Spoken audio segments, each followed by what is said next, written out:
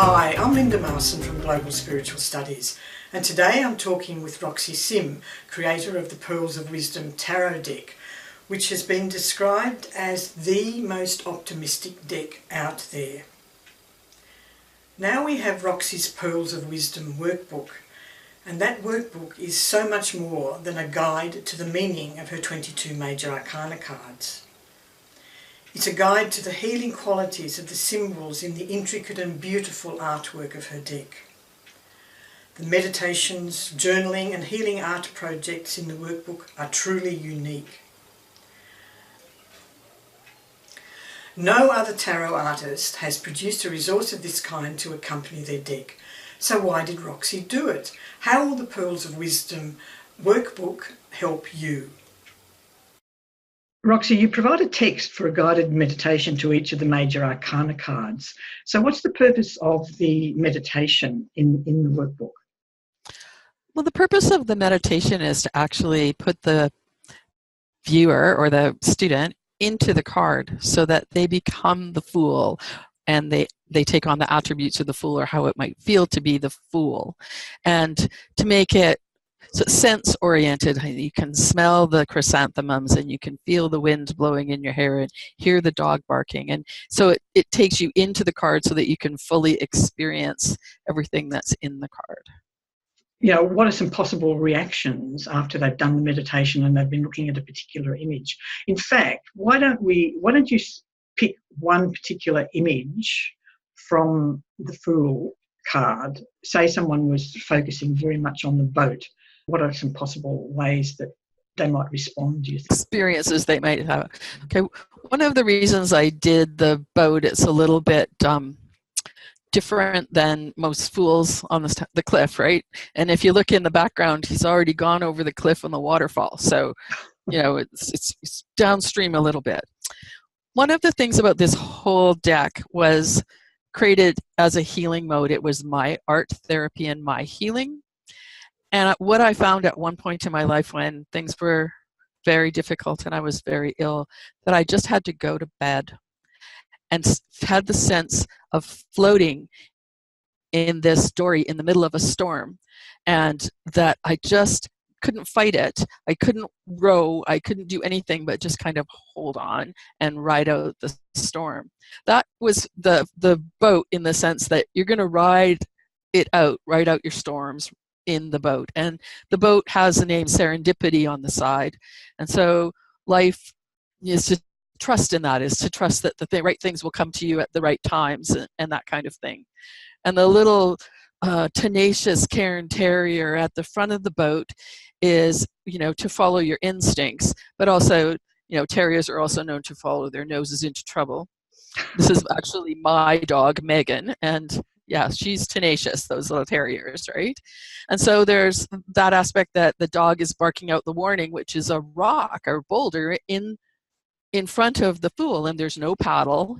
So it's not quite up the creek without a paddle, it's on the way down, but it's still without, you know, rudderless. And basically the Fool just has to like lean a little bit to the left to go around the boulder, right? And so that's part of the idea, is to not freak out and go, I'm going to crash into that boulder. What can I do to, even though I don't have a rudder and even though I don't have a paddle, how can I do that? And, you know, so he needs to lean a little to the left so the boat goes around. He has that little bag on his back, and those are all the elements, symbols of the elements on there.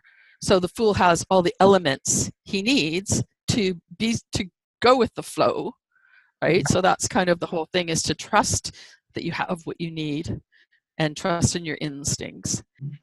So as you say, if someone's going through a difficult patch in their life, they can use this meditation and the images and what they're getting out of those images to maybe, you know, help them find a strategy for moving forward. Yeah, exactly. I mean, this whole deck was that for me. It was a 7-year journey that I was overcoming incredible loss of my son and my health to Lyme disease and my mother. And I went to that very dark place that people do, and those kind of things happen. And it was either succumb or overcome.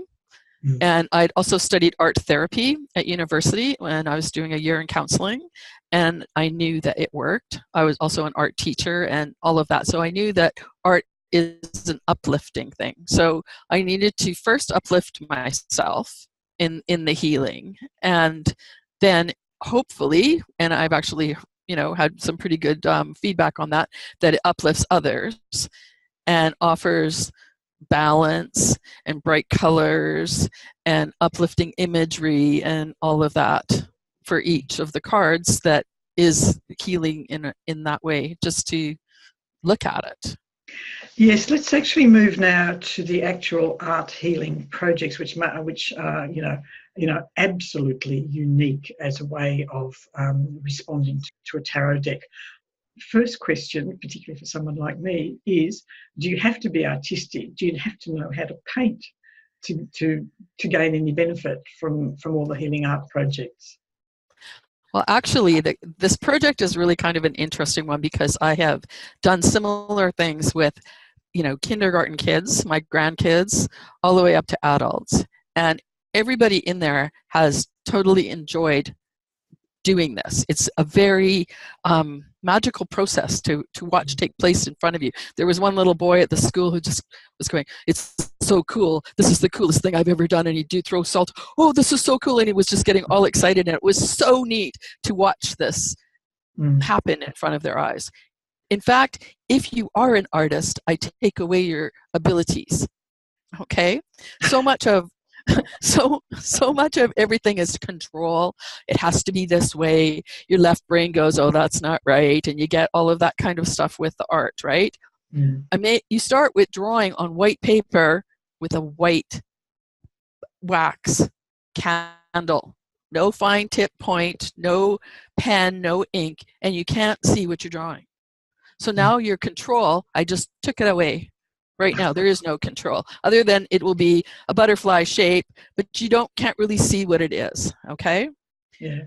And so, no, you don't need to have any level can do this, because it's not about competence in art. Right. That's, I think, probably going to be a real selling point, because I think there are lots of people like me who go, "Ooh, I can't paint, I can't, whatever." This is painting with the elements.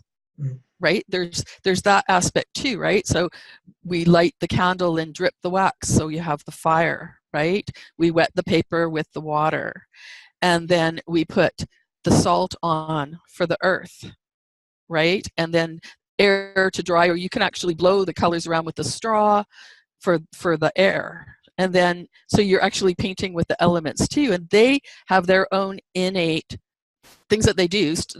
Water flows, the salt is a desiccator, so it does it, and they all do their own magic. They all have their own magical things to add to it that is outside of you. You get to view it happening.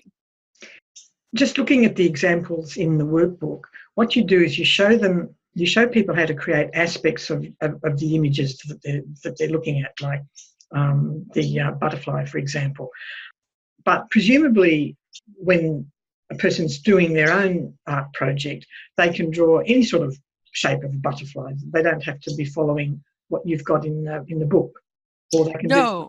What I show the kids, because I was doing, the last time I did this project was with a bunch of young elementary students, and I just said, because you can't see what you're doing. I actually used birthday candles with them, so they had a little bit of blue and a little bit of pink. They could kind of see a little bit, right? And it was also kind of a fun thing. And we didn't burn them. We didn't do the fire part, but I had them put their fists on the paper and draw the wing around the fist, and then the other thing, and draw and actually switch hands too. And just in summary, you describe the whole process of the symbols and everything within each of the 22 major arcana cards. So that's one aspect of every chapter, if you like to call it a chapter. And then within that, there's also the meditation that we talked about. And out of the meditation, people are journaling, okay, so that they're sort of writing up whatever's come up for them, or they've observed. Exactly. Yeah. Then there's the healing art project, and there you've got quite detailed images about how to do all that. Step by step. Yeah. You've got all of that, and then you've got a wonderful glossary. So all up, it's close on 300 pages. So in summary, why should people invest in your workbook? How will it add to the quality of their lives? Well, first of all, it's not a huge investment because it's a PDF download, so you don't have to buy and ship and any of that kind of stuff.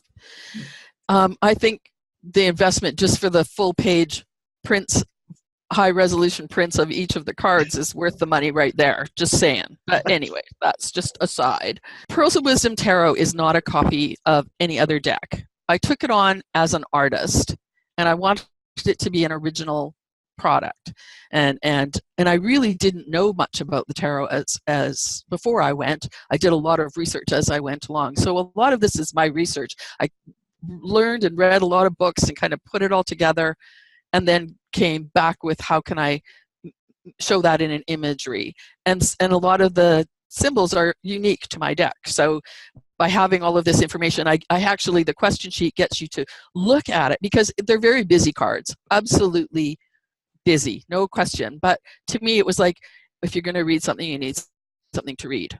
So there's a lot in there to read. And so what I do is have people go around the outside of it and notice all the little symbols and what they mean, right? And then into the through the portal into the card. That's what the workbook is about, is to get you to look deeper into it. In fact, I suggest a magnifying glass. And the reason I do that is because the cards go 3D.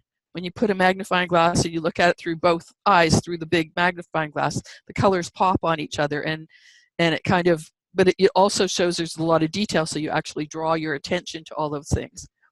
And then in the guided meditation, like I said before, it puts you in the card. What does it feel to be the Fool, and that kind of thing. And then the art projects, I chose one symbol out of each of the cards, like really what to me the underlying cards meant. And I did the butterfly for transformation because I was transformed in doing this whole process, and that's what I wish for others, and the healing, right? So you have that, all of those kind of parts together, and it gives you your vocabulary.